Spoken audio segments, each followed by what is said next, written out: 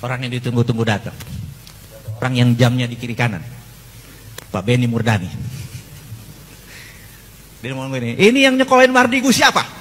Diam semua. Pak. Saya bilang, oh siap, begini aja kan. Ini tuh di belakang kita. Ini orang ambil state sponsor terorisme. Di Indonesia cuman gua sama Pak Harto yang melakukan state sponsor terorisme. Ini artinya kerja dia nanti ngintelin gua sama Pak Harto.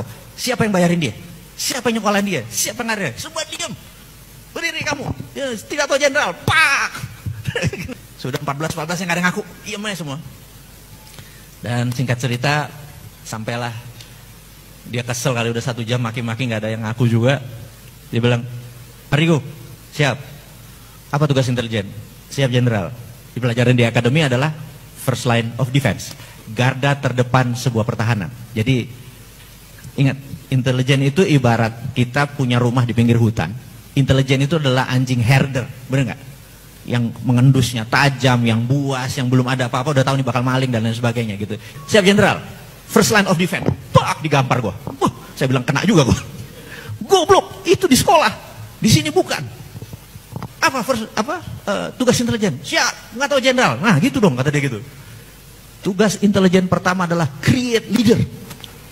Jadi setelah Pak Harto, Habibie, setelah Habibie kalian tentukan. Bayangin, tahun 91 Pak. Benny Murdani sudah ngomong Pak. Mardigu, kita yang paling junior. Apa tugas intelijen berikutnya? Siap, tidak tahu jenderal. Pak, gitu langsung.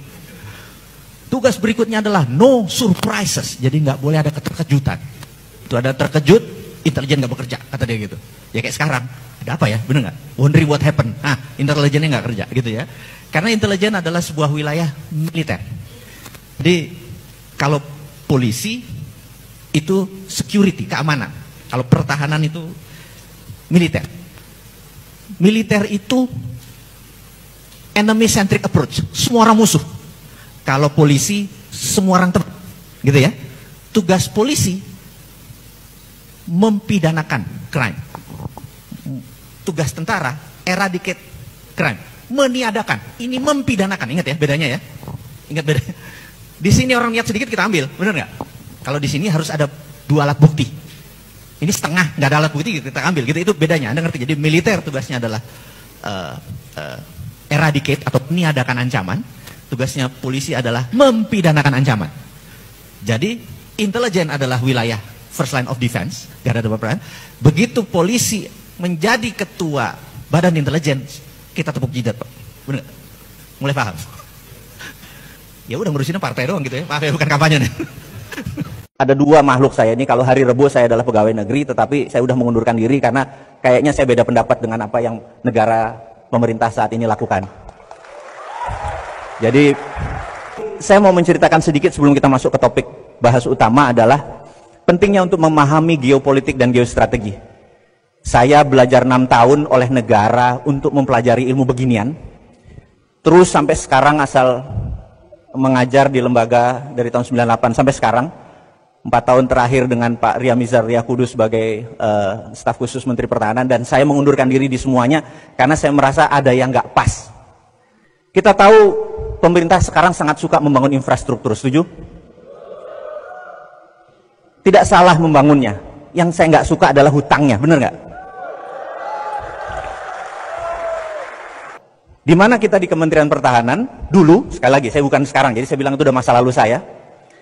Kita panggil 3 departemen, BUMN karena dia akan membangun, kemudian Menteri PUPR, kemudian Menteri Perhubungan karena jalan kalau udah jadi yang ngelola Menteri Perhubungan, gitu kan? Sewaktu kita panggil, kita tanya, Bapak membangun jalan dari ujung Lampung sampai Aceh, saya angkat topi, betul ya? Yang saya mau tanya adalah, ada nggak jalan yang 3 km lurus? Mereka bertiga, pejabat ini bingung. Untuk apa Pak? Saya tanya, Anda pernah ikut Lemhanas nggak? Mereka diem.